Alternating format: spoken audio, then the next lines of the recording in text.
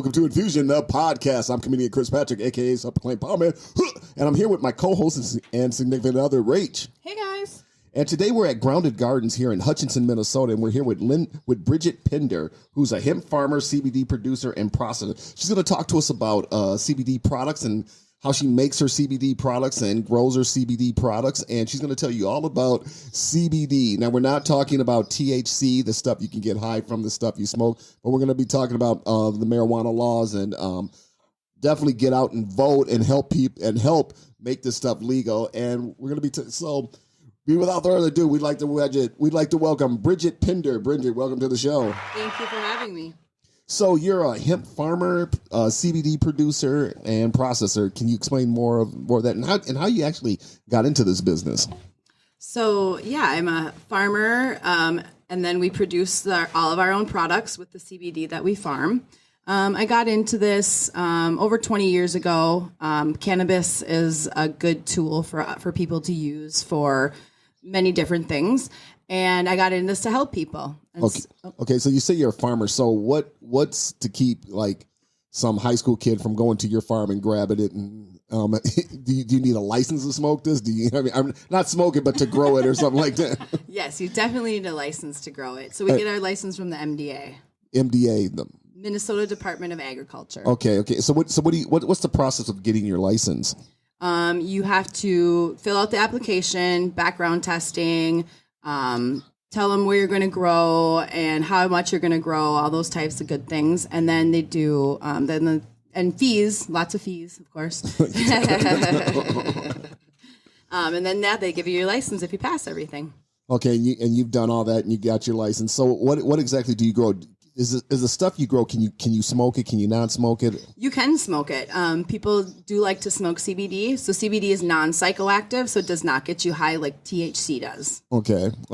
So what's the difference between CBD and THC? Okay. So they're both grown on the same plant. The head of it is cannabis. And they either breed it down to be really high in THC or high in CBD, or it can have a combination of both of them. And so the THC gives you the high, the psychoactive part, and the CBD does not give you the high. But they both help in regulating different things in our bodies. Okay, and so far, where we at? I haven't checked, but where are we at in Minnesota as far as the laws, as far as growing, and as far as making it more legal? Okay, so in 2018, we passed the hemp farm bill. And so we were able to legally start growing hemp for CBD and for fiber and seed. And then, so I've been an activist for over 13 years. We've been trying to get the THC part of the cannabis plant legalized. And that's an uphill battle in Minnesota. So we're still working on it. So when you say uphill battle, we're talking like a conservative battle because we all know, and I'm going to put it out there. Basically what's going on is that you got people that say, we need to legalize this because it does help. But then we all know that you have the drug companies lobbying these politicians saying, hey, vote against it. So we keep getting this hurdle. And it has been proven that this stuff does help people. Even like THC marijuana does help people with glaucoma. And it helps people with glaucoma, depression, stuff like that. Yep. And what was interesting to me, I was in Colorado and I actually went to a distillery because I had to grab a friend of mine's kid. He had to get a bone marrow transplant. So I said, I'll grab you some stuff, And I said, yeah, this is for my friend's kid. She goes, nope. Don't say that in the distillery. It's Dispensary. For you. Dispensary. Yep. She said, it's for you. Just say it's for you. We had to show our license. And now I always say this, we go into the back door. They had to buzz me into the back door. And I thought, people in dashikis and Robbie Shanker music. But it was like a jewelry store. I'm like, man, all white glass cases and all that. And I got some stuff. I got some oil. I got these chew bars and I've tried to get him some more, but I couldn't get him some more. I found them online, but they couldn't send them to us because it's not legal here. Yep. But I was able to get him this oil. I got this one spray stuff. Like if you ever have an ache or pain, you just... Yep. This little bottle costs like $30-something, but you have an ache and pain, and it like clears up. Yep. Clears up just great. But what's funny was I bought some oil, and Rachel, as you know, essential oil. So Rachel takes some of it, and she's like, this is way powerful.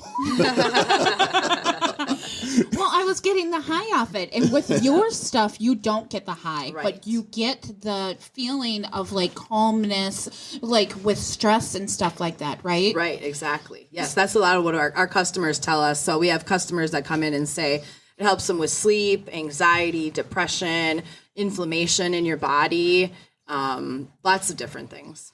We even had one guy come in and he was having COPD really bad, and he started actually smoking it. And because of the inflammation that the COPD was giving him, the joints were actually helping him where he wasn't even having to take his rescue inhaler, which he was doing 2 or 3 times a day. And was able to cut down on his other medicine. So it's really interesting when our clients come in and tell us these awesome stories. Right. Yeah, I love the story. Yeah, well, see, the interesting thing with me is I was in the entertainment business, and being in the entertainment, I started out, drumming, then in comedy, and marijuana is just like all Everywhere. over.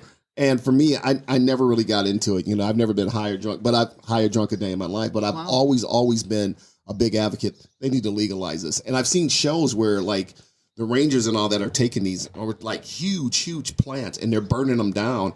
And even the people that are the cops that are doing this are saying they need to legalize this because especially all the money. But one of the things about being legalized is that. Is it going to be like are the companies going to like keep it very, very tight to where we can't grow it to where like it's like tobacco is now, that's another argument I've heard. And that's our fear. Definitely that's happening a lot in other states where the people that have been growing and they are the OGs of cannabis and they're the ones that should be getting the licenses because they've been going to jail. They've been doing all the things to get everybody else their plant.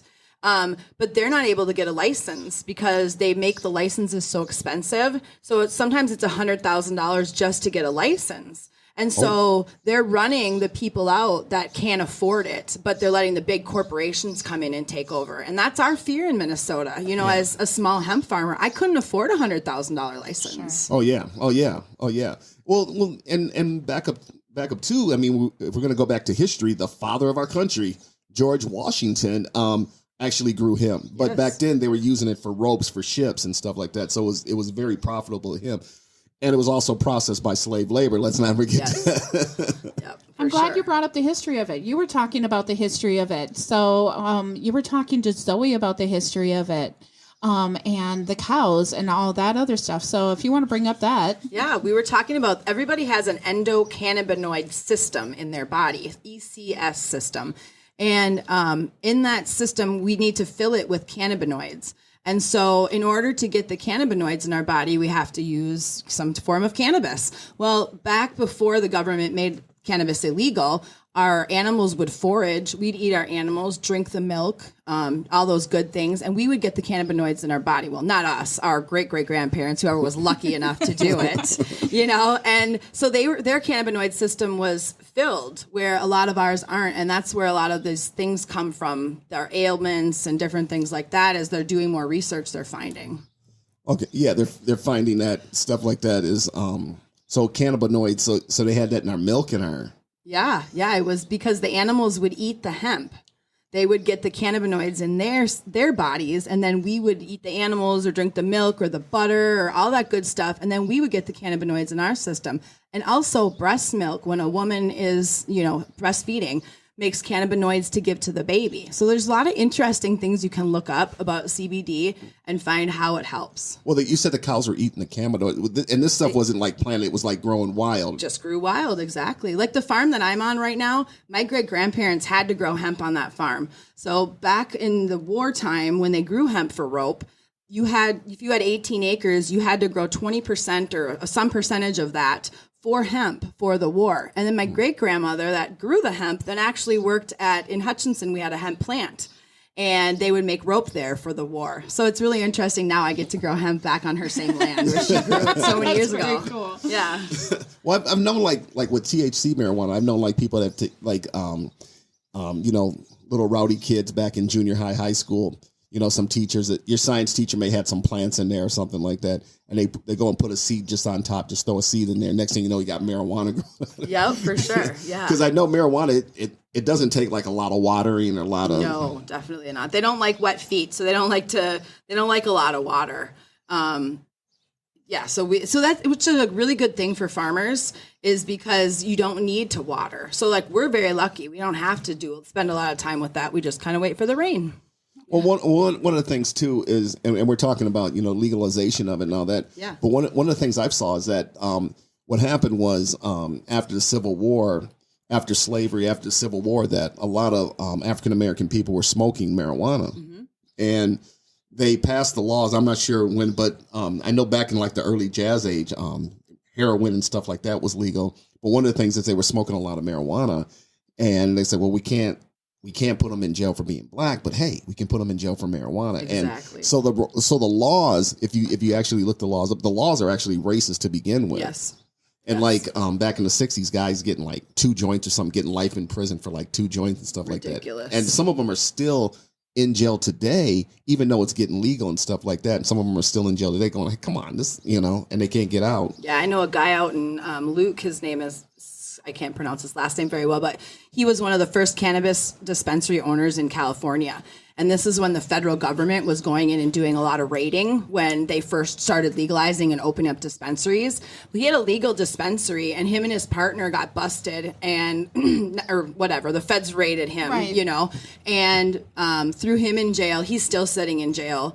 And his partner got out like 5 years ago. But think of all the cannabis dispensaries that are open in California now. And this man is still sitting in prison for what these corporations are coming in and doing. And that's the travesty of what's going on in our country and our communities.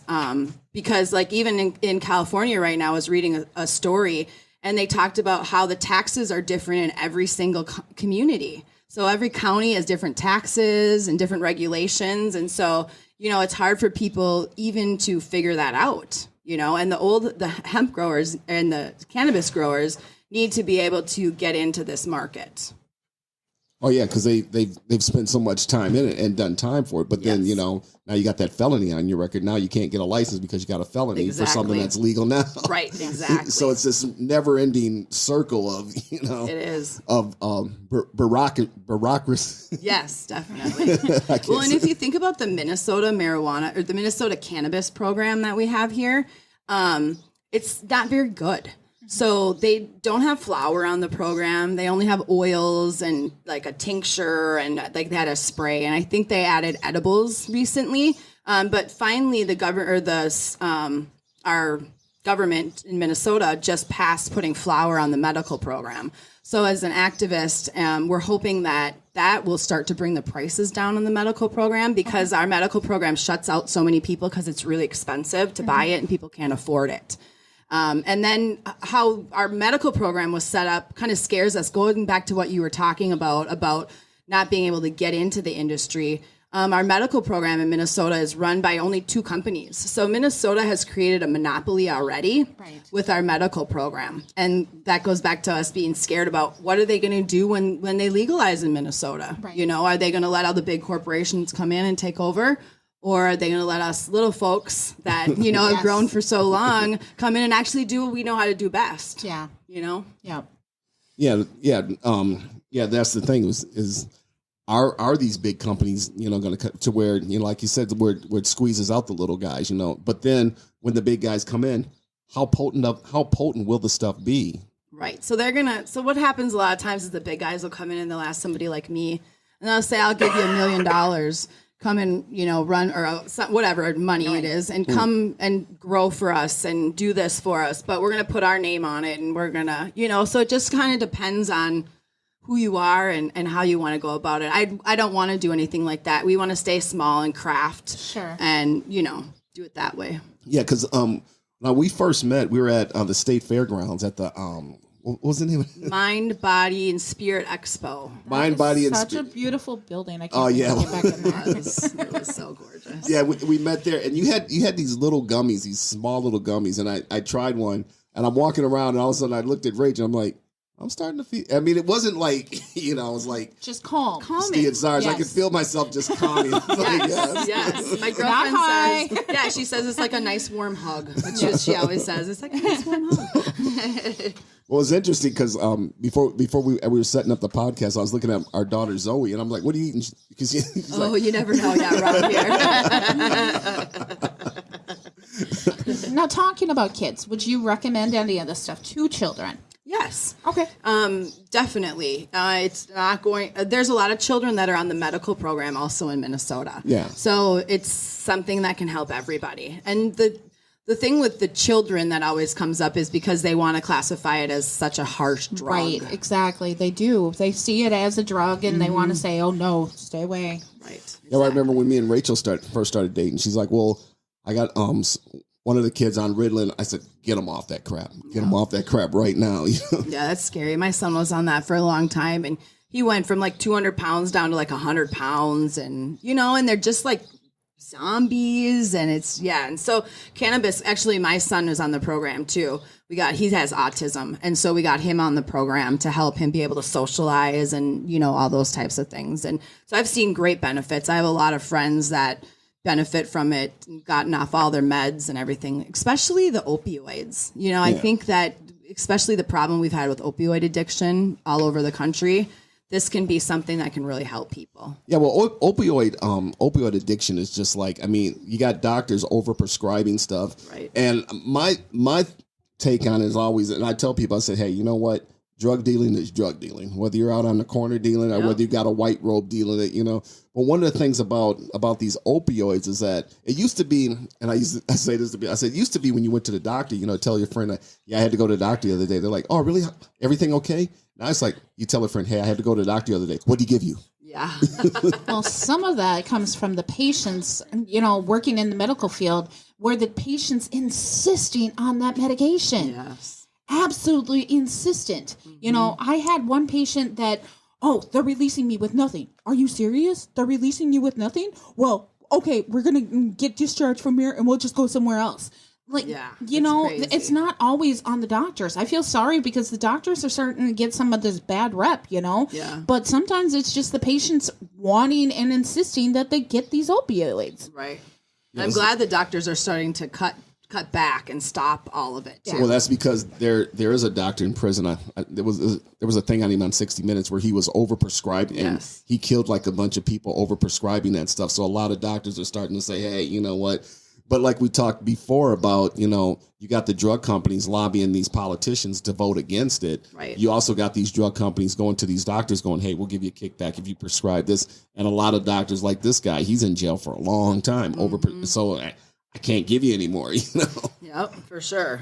And so it's a double-edged sword kind of, because I have a lot of people that are actually on cannabis, and then they go into the doctor to get their pain meds, and the doctor's like, oh no, you tested dirty. You have cannabis in your system. We're cutting you off right now, which is also another bad side of this, because a lot of people do need their pain meds and the cannabis at the same time. Yeah. And so now you're looked at being a complete drug addict because now you're doing cannabis and pain pills, but they're helping them regulate, Well, that's the thing too now with jobs. A lot of jobs, you can't even get the job unless you do a urine sample. Right.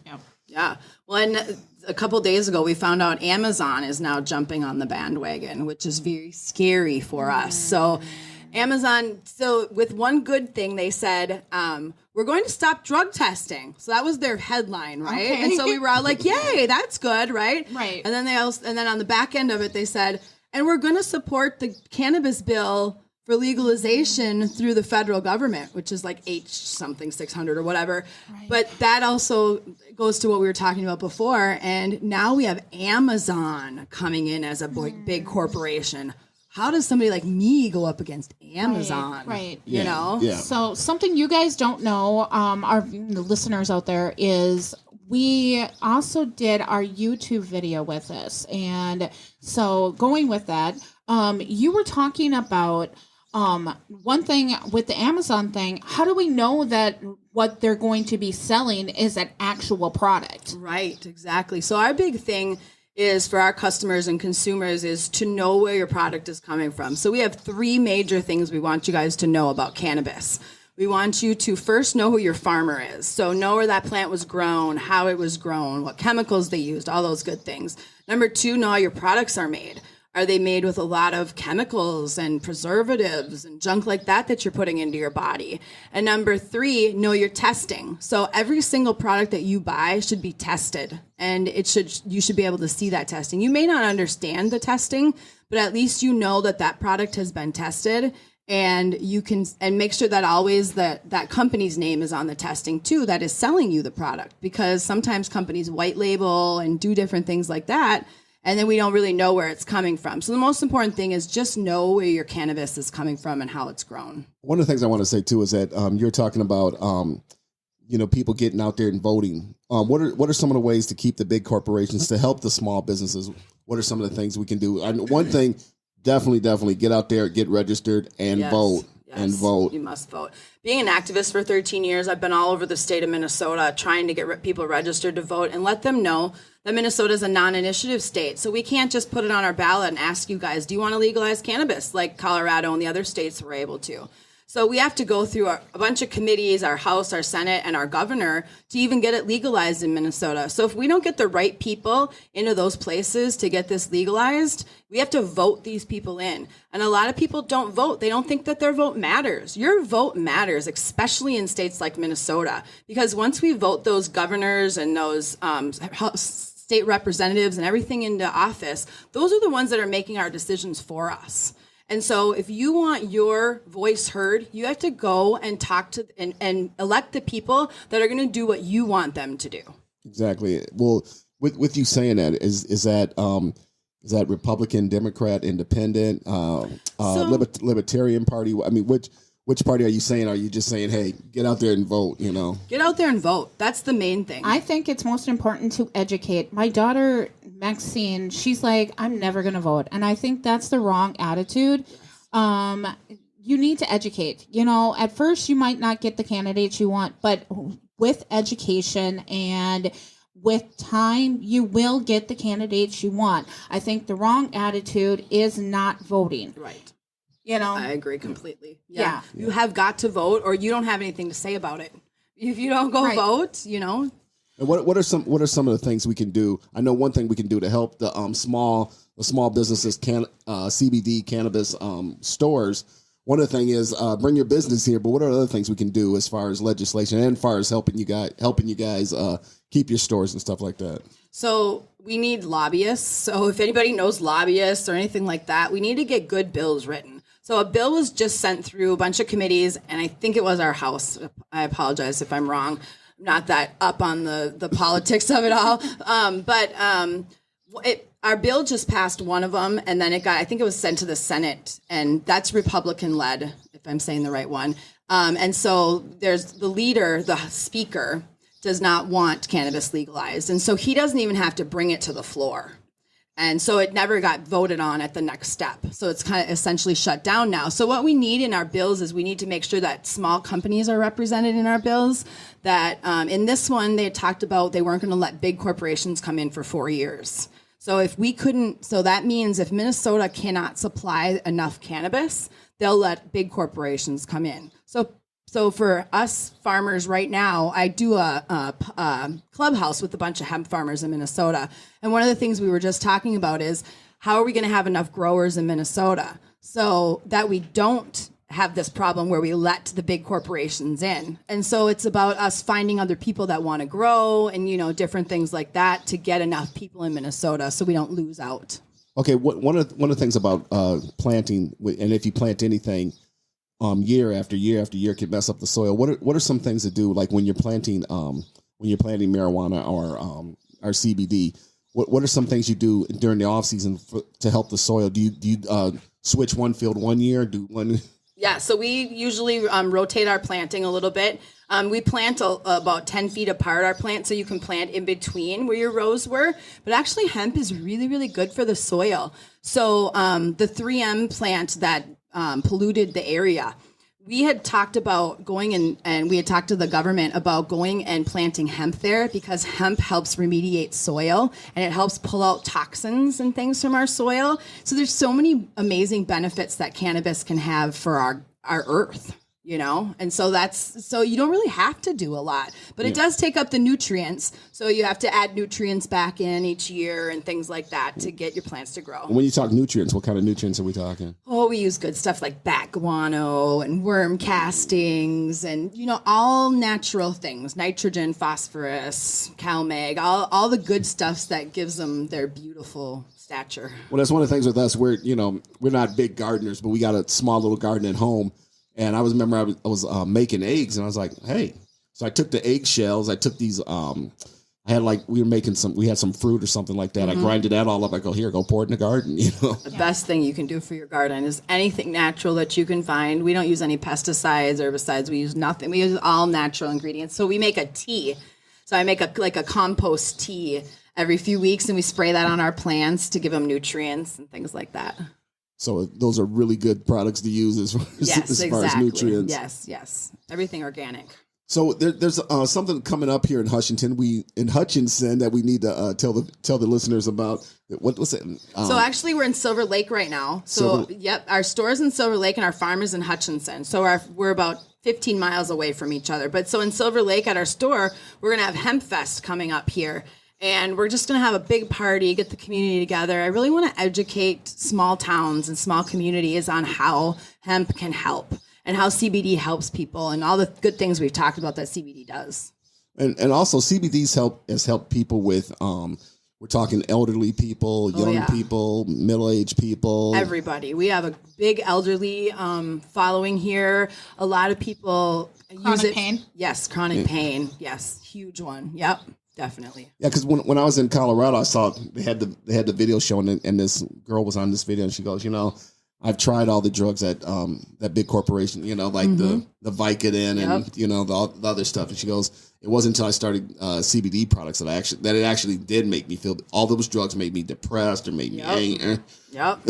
Yeah, and even like a sleep medicine. I used to take sleep medications, and they give you like a hangover in the morning where you're groggy and drowsy, and cannabis does not do that. You wake up in the morning, you're refreshed, and you're ready to go and excited for the day, That was one of the things with me and Rach, because she's like, during the beginning of spring, that's when my allergy starts, and she's like, well, don't you take anything? And I tried not to, but it was like really bad. It's like I drink, but yeah, just like you said, it's like you wake up, you're still kind of like groggy. Even allergy medicine does that. Yeah, exactly. Okay, so tell us once again, it's Hemp Fest. Hemp Fest. And that will be June 26th. June 26th. We're doing like 11 to 7. You can come and hang out with us. We're going to have a glass blower. We're going to do a CBD bonfire, which I don't know anybody who's ever done that before. So that might be a first around here. What's a CBD bonfire? So what we're doing is all of our plants that we kept from last year that were full seeded, we need to get rid of them. So we're going to burn them and we're going to have a good time. We're going to all enjoy it together. And we're also going to have a glass blower come out. We have an amazing glass blower that blows for us. And so he's going to come out and do some glass blowing. We're going to have door prizes every hour. Come get some of our products and just have some fun. The community needs to get together after this long year and a half we've had. Oh, yeah. Guys, you got to come and check out the store. It's gorgeous. Oh, thank you. I think we'll be here, won't we, Rach? Yeah. We'll try to be. Fun. Well, thanks a lot, Bridget, for joining us for the podcast. It was great. Now, and for the people that can't make it to your store, how can they get a hold of you? Oh, you can order online at groundedgardensmn.com, or we have an Instagram, which is grounded_gardens_. Facebook, we're Grounded Gardens. And I got to tell you right now, so banking is a little rough for the CBD industry. So our website doesn't have, we can't take credit cards on our website. Okay. So we've been having people message us, which, has been kind of different. But hopefully in the next couple of weeks, we'll have that back up and running again. Okay. Sounds great. Yeah. Okay. So you guys, we worked together and we got you the YouTube. And so we are going to send that link to you guys. And you guys can get a hold of us on Love Infusion Health. At gmail.com. And we also have a website up, so I will send a link there too. So our YouTube is up. So the rest of the interview for this is on there. And thanks again, once again, Bridget, for joining us on Infusion, the podcast. Take it easy.